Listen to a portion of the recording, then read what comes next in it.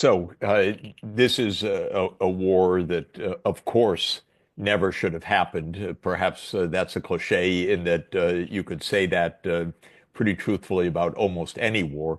But this is a war that was avoidable uh, and obviously avoidable uh, as we approached uh, war over a 30-year period. So I happened to watch this whole historical phase because I was uh, part of the economic advisory group of Mikhail Gorbachev back in 1990, 91, and an advisor to President Boris Yeltsin in 1992 and 93, and an advisor to Ukraine's President Leonid Kuchma in 1994. So I've seen both sides. I watched all of this. There is no reason in a million years why this war should be happening. Uh, but it was the artwork, if I could put it that way, of the United States over a 30-year period. And I'll describe that. Now, what feeds the continuation of the warmongering is, as you say, partly inertia. Partly it is the ongoing uh, extreme Russophobia of Russia's neighbors who use the most aggressive uh, and ugly language, actually, about a neighbor that absolutely is a threat to them, especially if you act to provoke the threat. So there's a mind-boggling spiral that is created of Russia hatred in the Baltic states and in Poland in particular. And Russia reacts to that, by the way, not violently towards those states, but with absolute firm rejection. And that leads to this spiral of warmongering, fear, hatred, and now this Rearm Europe program that you summarized. That's mind-boggling, especially because peace could be achieved, could have been achieved, and is actually uh, almost ready for delivery right now. So let me explain uh, how to start on this. First, what's going to happen? Donald Trump is very clear. He's supremely cynical. He's not a nice guy. Let's be clear about this. He says, but he says rightly, look, this is Biden's war. This isn't my war, and this is a loser. I'm getting out of here. So this is the bottom line. Trump's not going to invest anything in this war. He may try to grab some goodies on the way out if he can, squeeze Ukraine for some minerals. That's Donald Trump for sure. But he's not going to devote any U.S. resources to this war. And he's been perfectly blunt. Biden, he did this. It's his war, not my war. I'm getting out. So that is real. That's not a bluff. Uh, of course, even inside Washington, Trump continues to face deep state opposition in our security establishment, which likes fighting Russia. The military industrial complex, the CIA, the armed services committees of Congress have for 35 years been promoting conflict and tension with Russia. It goes back decades before that vis-a-vis the Soviet Union. So Trump, he faces opposition inside, but not enough to derail this because the American people have no interest in this fighting. They don't want to see another budget allocation. Trump can't afford it because he's got a big budget fight ahead that he's not going to compromise by asking for another round of funding. So the U.S. is going to get out. And then the question is, what happens? Well, Ukraine cannot fight onward without the U.S. because it couldn't really fight onward with the U.S. So Ukraine was losing even when Biden was doing whatever the United States could do. So Ukraine will either be destroyed on the battlefield or there will be peace. Now, what's happening in Europe is mind-boggling. They're telling Ukraine, we'll fight on together. In other words, you continue to die, Ukraine. You continue to be bloodied. You continue to lose territory. Why do they say this? Again, to me, maybe I'm a little naive. It's a puzzle, I have to say, because it's so shockingly wrong-headed and so shockingly destructive that it does give me pause. There are obviously many arguments that one could invoke. Truly, the Baltic states and Poland hate Russia to the core. And so if someone will fight Russia, they'll support that as long as it's not them personally. And so they're using Ukraine. Germany's probably using Ukraine in the same way. We don't want the front line to be on Ukraine's western end. Rather, we want Ukraine to be fighting Russia as long as it's still a big distance from us. What's the real harm? Maybe Merz is saying this. Of course, these are false choices. This is all ridiculous because there could actually be an end of conflict that would stick. Russia doesn't want to have endless war, doesn't need to.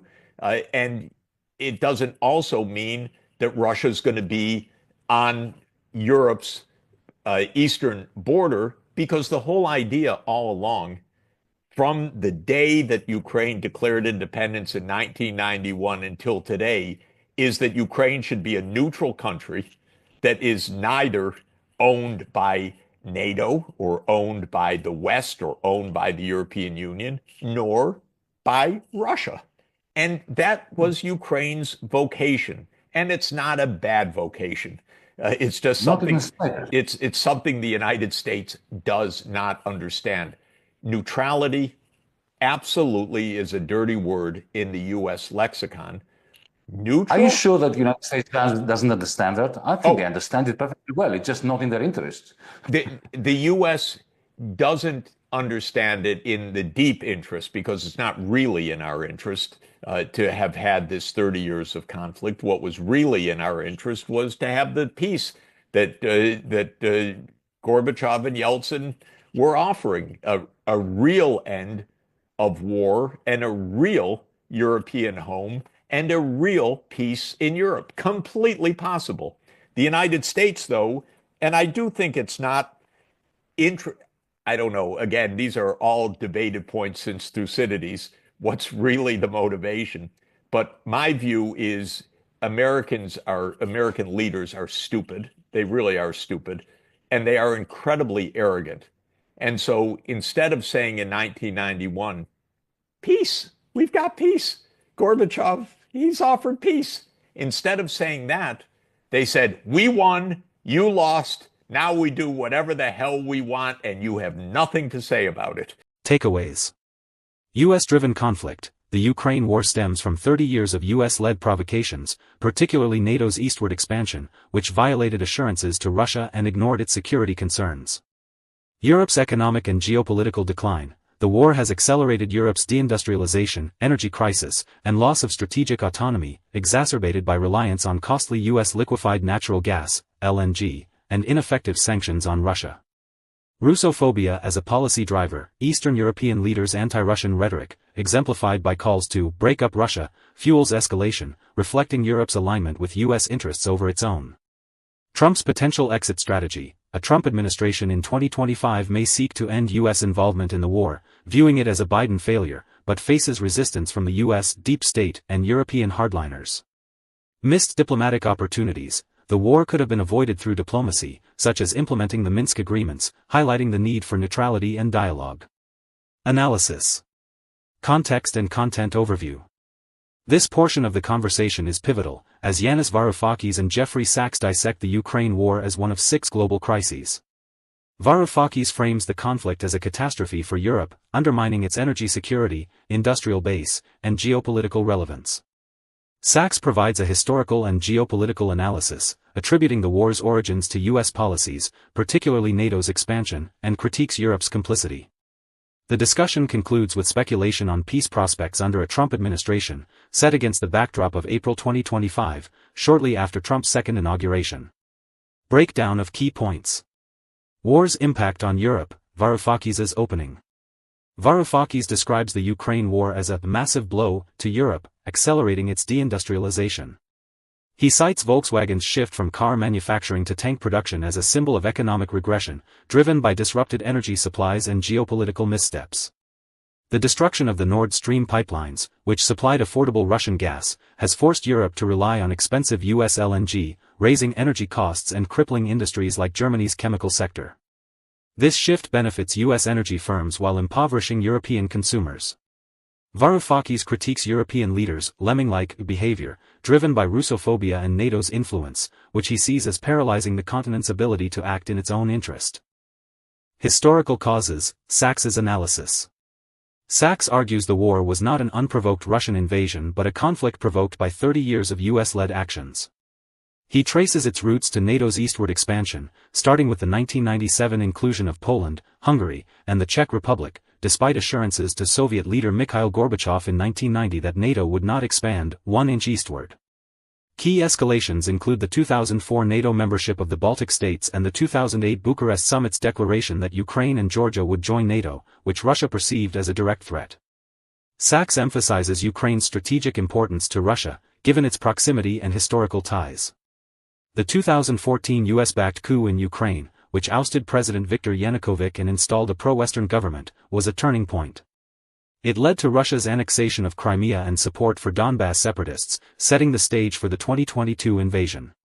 Sachs asserts the war was avoidable through diplomacy, particularly the Minsk I, 2014, and Minsk II, 2015, agreements, which proposed autonomy for Donbass within Ukraine. He claims the US undermined these agreements, encouraging Ukraine to resist implementation. Europe's missteps and Russophobia. Sachs and Varoufakis criticize Europe's lack of strategic autonomy, noting its alignment with US policies despite economic losses. Sanctions on Russia have backfired, strengthening Russia's economy through trade with China, India, and others, while Europe faces stagflation and energy poverty. Varoufakis highlights Russophobia as a driving force, particularly in Eastern Europe. He cites former Estonian Prime Minister Kaja Kallas's call to break up Russia as an example of dangerous rhetoric that escalates tensions without strategic benefit. Sachs agrees, noting that Baltic and Polish leaders amplify anti-Russian sentiment, pushing for continued conflict even as Europe's industries collapse. He argues this reflects Europe's subservience to NATO and US interests, undermining its own prosperity. Prospects for peace under Trump. Sachs predicts that a Trump administration, starting in January 2025, will seek to exit the Ukraine war, viewing it as a costly legacy of the Biden administration. Trump's advisors, skeptical of prolonged US involvement, prioritize domestic issues and countering China over sustaining a distant conflict. However, Sachs warns of resistance from the US deep state, a term encompassing the military-industrial complex, intelligence agencies, and neoconservative policymakers, who benefit from perpetual conflict. Companies like Lockheed Martin and Raytheon, as well as influential think tanks, may lobby to maintain US support for Ukraine. Sachs notes Ukraine's military is nearing collapse, with massive casualties. Estimates range from 400,000 to 600,000 Ukrainian losses by 2025, and reliance on US funding, which Trump may cut. He argues that Europe's insistence on fighting to the last Ukrainian is reckless, as Ukraine cannot sustain the war without American support. Varoufakis questions whether European leaders, particularly in NATO-aligned states, will defy Trump's push for peace, risking further isolation. Sachs suggests Europe's hardline stance may soften if US funding dries up, forcing a re-evaluation of its strategy. Analytical perspectives. Realist lens.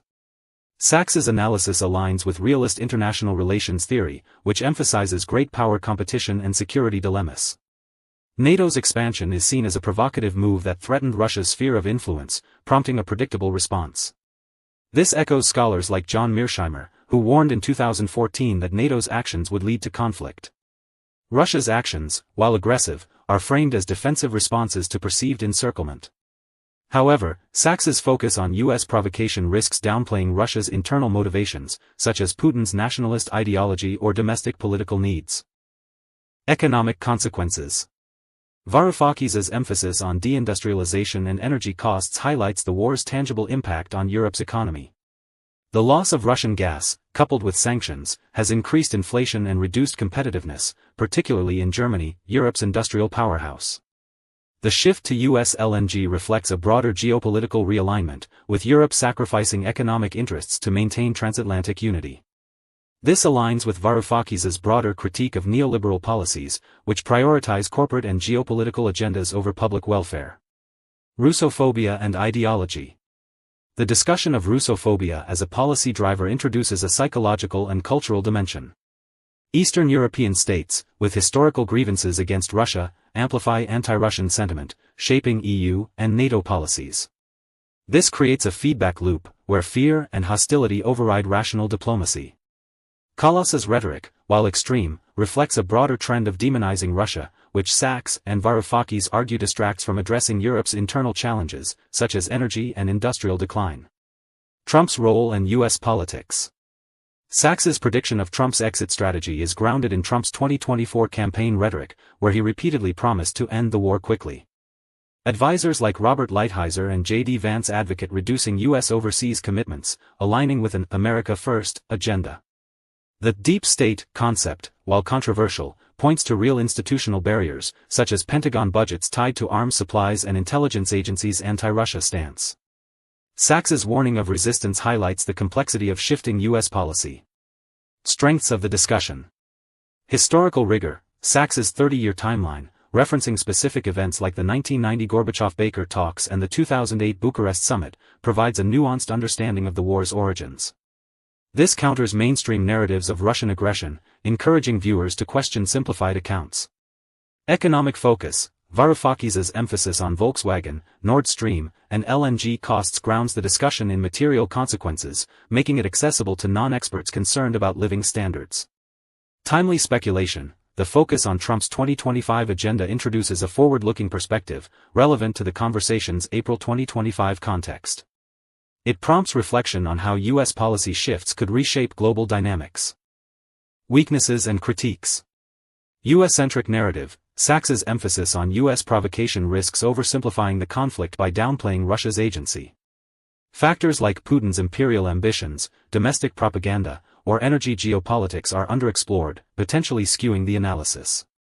Omission of Ukrainian agency. The discussion frames Ukraine as a pawn in U.S.-Russia dynamics, ignoring its sovereignty and aspirations. Ukrainian support for NATO membership. Polls show over 70% favor by 2025, and resistance to Russian influence are absent, limiting the analysis's balance.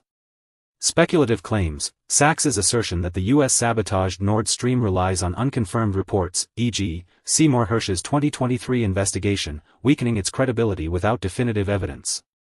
Similarly, predictions about Trump's actions are speculative, given his unpredictable policymaking. Overemphasis on Russophobia. Varoufakis' focus on leaders like Kallas may exaggerate Eastern Europe's influence within the EU. Western European states like Germany and France, with more cautious approaches, are underrepresented, creating a skewed portrayal of European policy. Broader implications. Geopolitical realignment. The war's economic toll and Trump's potential withdrawal signal a shift in transatlantic relations. Europe may be forced to develop strategic autonomy, a theme Varoufakis revisits in other parts of the conversation, or risk further marginalization in a multipolar world. Energy transition. The loss of Russian gas underscores the urgency of Europe's green energy transition, though immediate economic pressures, e.g., inflation, industrial decline, complicate funding, as Sachs notes later in the discussion. Peace challenges. A Trump-led ceasefire could reduce hostilities but risks leaving unresolved issues, e.g., Crimea, Donbass status, potentially fueling long-term instability. Europe's resistance to peace, driven by NATO loyalty, could exacerbate internal divisions, boosting far-right movements, as Varoufakis warns elsewhere. Summary. Varoufakis and Sachs analyze the Ukraine war as a U.S.-provoked conflict with severe consequences for Europe's economy and geopolitical standing. Sachs attributes the war to 30 years of NATO expansion, particularly the 2014 Ukraine coup, arguing it was avoidable through diplomacy like the Minsk agreements. The war has deepened Europe's de-industrialization and energy crisis, worsened by reliance on U.S. LNG and failed sanctions. Russophobia, especially in Eastern Europe, drives escalation, while Europe's lack of autonomy aligns it with U.S. interests. Sachs predicts Trump will seek to exit the war in 2025, but resistance from the U.S. deep state and European hardliners, coupled with Ukraine's reliance on U.S. aid, complicates peace prospects. The discussion is historically robust but omits Ukrainian perspectives and relies on some unverified claims, reflecting the speaker's critical lens. Conclusion. This portion of the conversation provides a provocative and historically grounded analysis of the Ukraine war, emphasizing U.S. responsibility and Europe's self-inflicted decline. Sachs's focus on NATO's expansion and Varoufakis' economic critique offer valuable insights into the conflict's origins and costs, challenging mainstream narratives. However, the US-centric framing, lack of Ukrainian agency, and speculative elements, e.g., Nord Stream, limit its comprehensiveness, reflecting the speaker's activist perspectives. The prospect of a Trump-led peace process, while timely, hinges on uncertain political dynamics, underscoring the complexity of resolving the conflict. For Europe, the discussion highlights the urgent need for strategic autonomy and diplomacy to mitigate further economic and geopolitical damage. It serves as a call to rethink global alliances and prioritize dialogue, urging policymakers and citizens to learn from past missteps to avert prolonged crisis.